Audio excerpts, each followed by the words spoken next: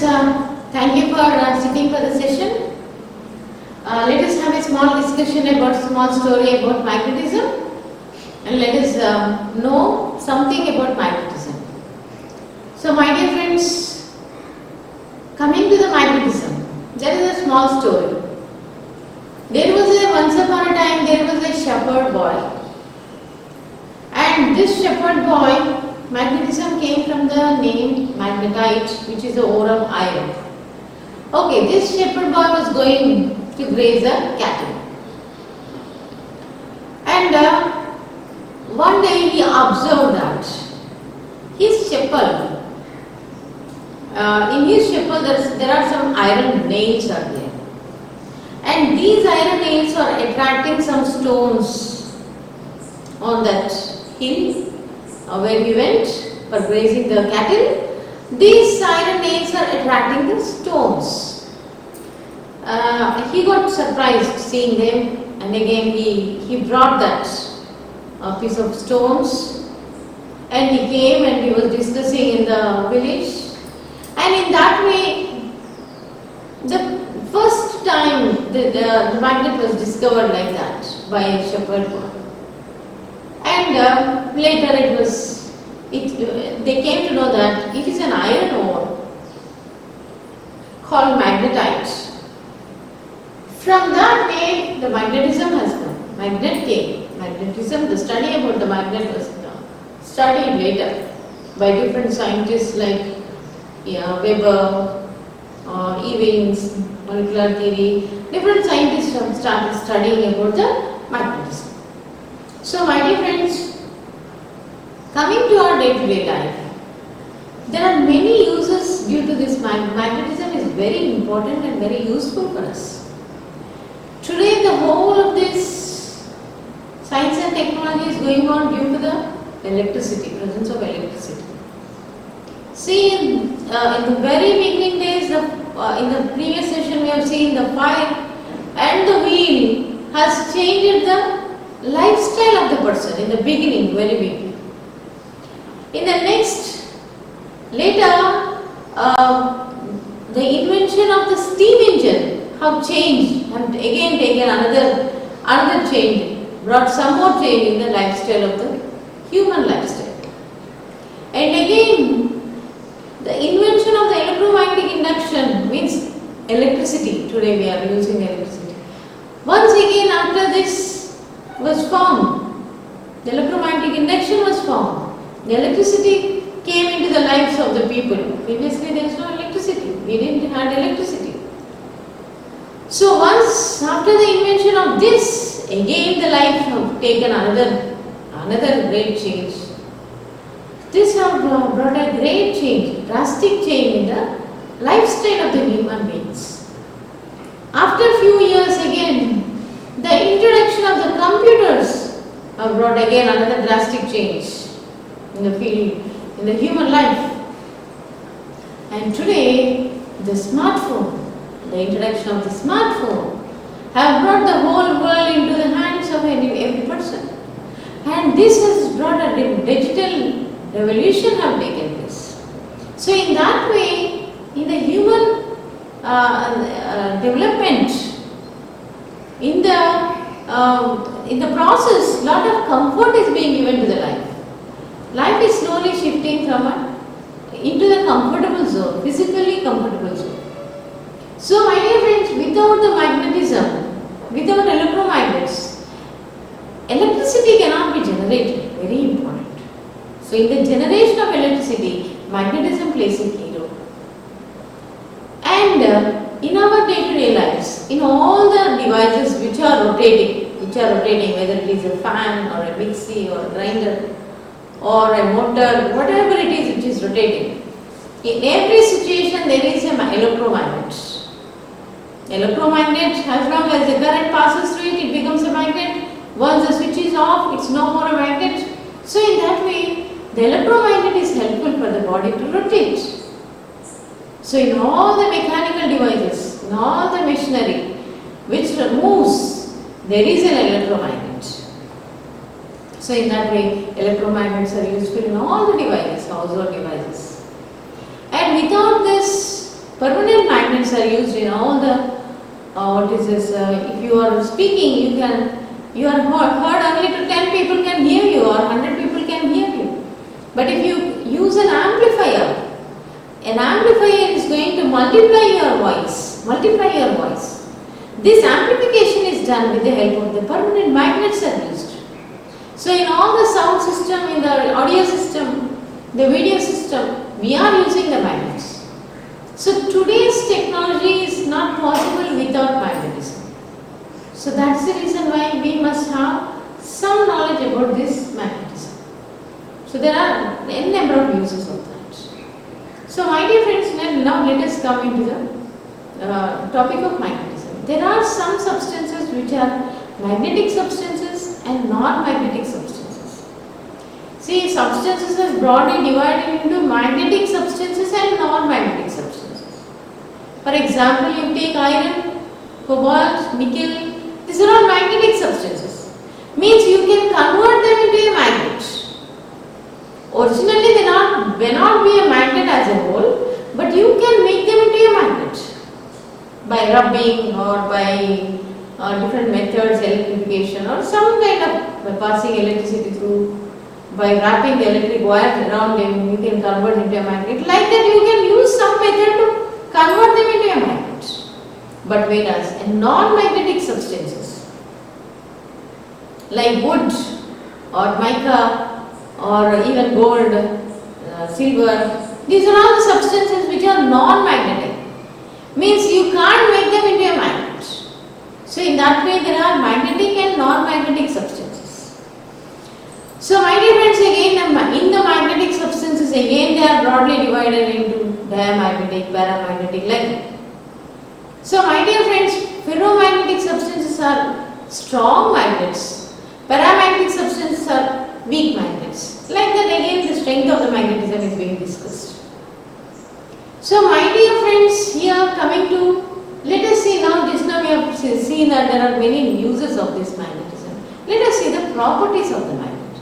Let us see what kind of properties they are having. And for example, you take iron. You take a small piece of iron. In the case of a small piece of iron, if you take an iron piece, in the given iron piece, see my dear friends, very important. There are many number of molecules, but they are not regularly arranged. They are randomly arranged. There is no regularity in their arrangements. This iron piece, every molecule is a magnet. Every molecule is a magnet. And every molecule is having north pole and a south pole. North pole and a south pole. North pole and a south pole. But on the whole this iron piece is not a magnet. On the whole it is not a magnet. But my dear friends, when you magnetize it,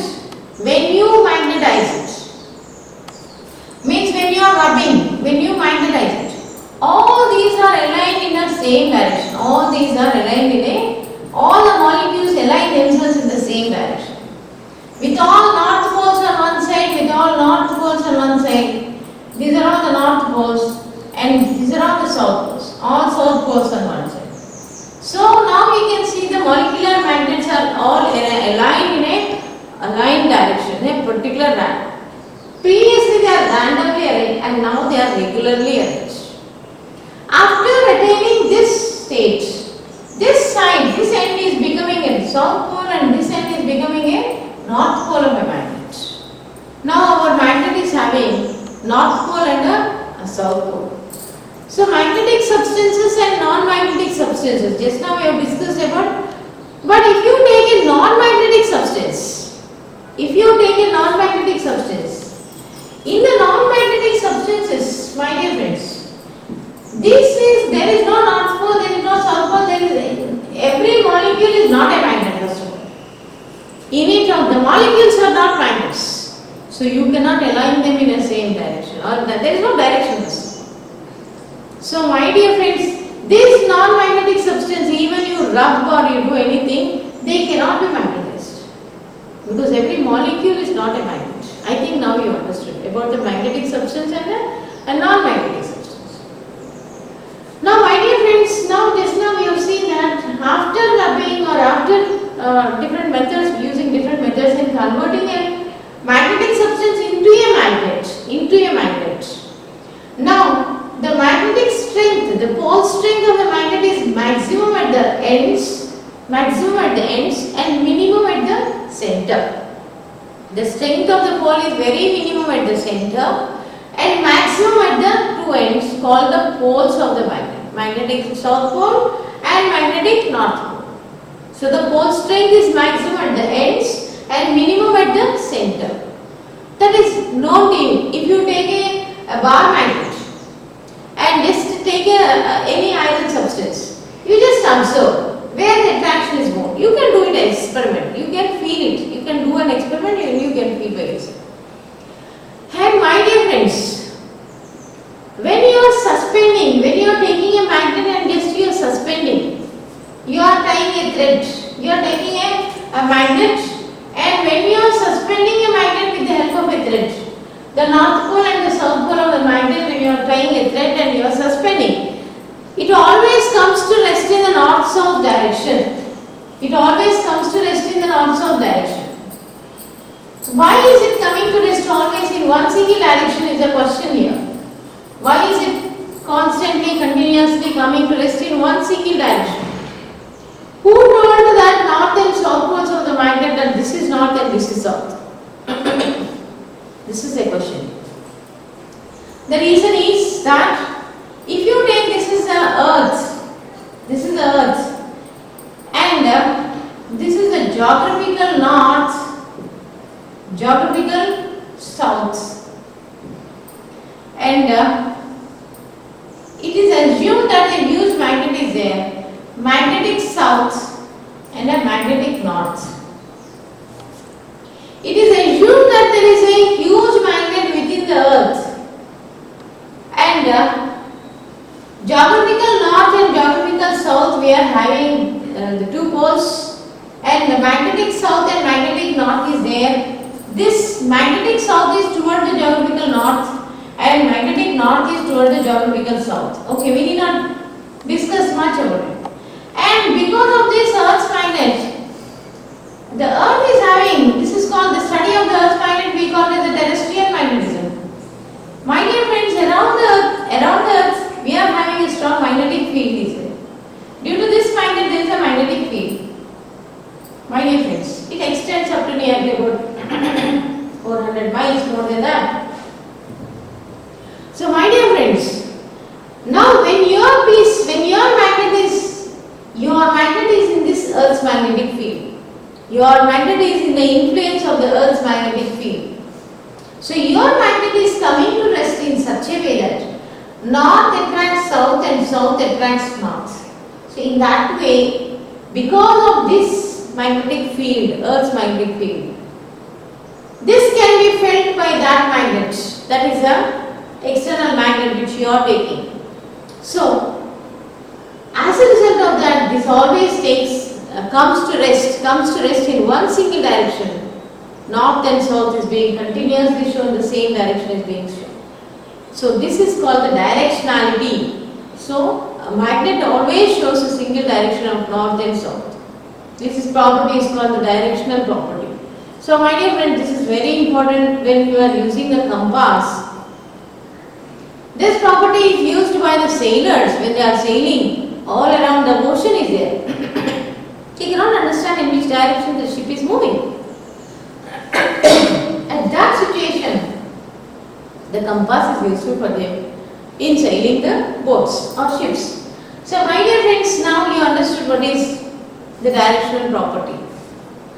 Now, if you take here, my dear friends, if you take two magnetic north pole and north pole, two north poles repel each other, two south poles also repel each other, and a north pole and a south pole attract each other.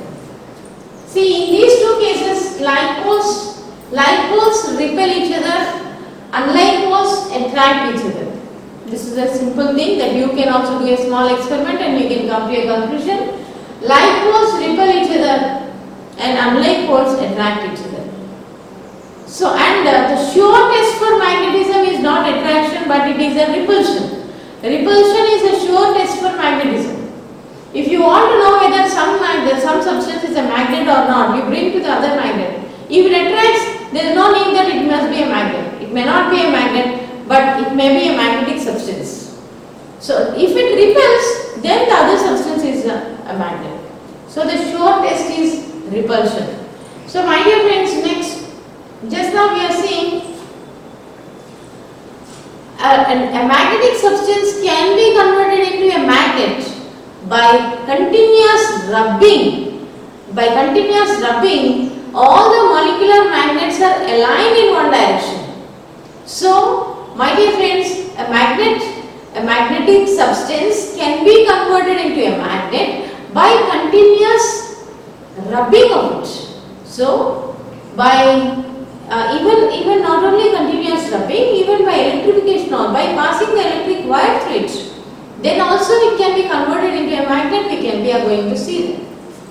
And next property, my dear friends, when we take a magnet and when we break a magnet, when we take a magnet and when we break a magnet into two pieces, previously we are having North Pole and a South Pole. Again, the two pieces are now having North Pole and a South Pole. North Pole is there and a South Pole. Again, you break into two pieces. Again, there is a North Pole and a South Pole. You divide into 100 pieces. Every piece is having a North Pole and a South Pole. Means, it is not possible for you to separate the North Pole from a South Pole. North Pole or South Pole cannot exist or cannot individually exist. They are not isolated. You cannot isolate a North Pole or you cannot isolate a South Pole. Even you divide into a small molecule, even that molecule is also having a North Pole and a South Pole. So, this is one more property for a magnet. So, my dear friends, every magnet is having a field around it. Very important. The magnet is having a magnetic field around it. For example, just now we have seen this is the Earth's magnet and Earth's magnet is having a magnetic field around it. And it extends to hundreds of kilometers. So now, my dear friends, when you take a magnet, we generally use a word called strong magnet or a weak magnet. It depends on the strength of the magnet. So, my dear friend, let us see what is the meaning of the field, magnetic field. If you take a magnet, you are taking a magnet. If you take a magnet, the space around which its influence is felt, if this is a magnet, if it is a weak magnet, to some extent its influence is being felt. That space we call it as a magnetic field. My dear friends, why the influence is felt to some extent means around the magnet there is a North Pole and a South Pole. Around the magnet magnetic lines are present. So around the magnet the magnetic lines are present. So magnetic lines always moves from North Pole to South Pole outside the magnet. So outside the magnet it always moves from North Pole to South Pole, and inside the magnet it always moves from South Pole to magnet. That's the direction of the magnet. Because of these magnetic lines around, you can't see it with your naked eye, but with the help of an experiment you can do it. So my dear friends, this is the reason why there is a magnetic field all around. If the magnetic lines are close, if the magnetic lines are very close to each other and densely arranged, then it is a strong field. We are having a strong field. We say that the field is strong. So my dear friends, this field, magnetic field, can pass even through non-magnetic substance. For example, you take an iron piece and you take a wooden table or such kind of thing.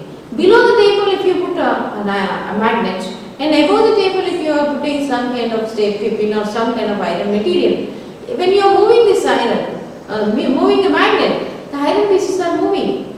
Though in between there is a non-magnetic substances, is there, wood is a non-magnetic substance, but even though the magnetic field will be passing through it, the magnetic field can pass through a non-magnetic substance also. So my dear friends, now you understood a strong magnet and a weak magnet means the field is strong, then it is a strong magnet, magnetic lines are densely arranged, closely packed and extends for a distance is more, its field is more, its influencing area is more, it's a strong magnet. It can even pass through a non-magnetic substance. So my dear friends, the field can extend through even a non-magnetic substance. Now my dear friends, if you are taking a magnet, it's already a magnet. If you heat the magnet or if you hammer a magnet, if you beat the magnet is going to lose its magnetic properties. The magnet is going to lose its magnetic properties by heating or by beating. What is going to happen? Already when you are taking a magnet, the magnet is having all the molecules are aligned in a proper direction. When you beat or hammer, what is going to happen? Again the regularity is missing and the randomness is coming. Now again the molecules are randomly arranged. So your beating and heating process is going to disturb the alignment of the molecules. As a result, it has lost its magnetic properties. It is no more a magnet. It is a magnetic substance, but it is no more a magnet. It became just a simple magnetic substance, but it is not a magnet. It is not having north pole and south pole.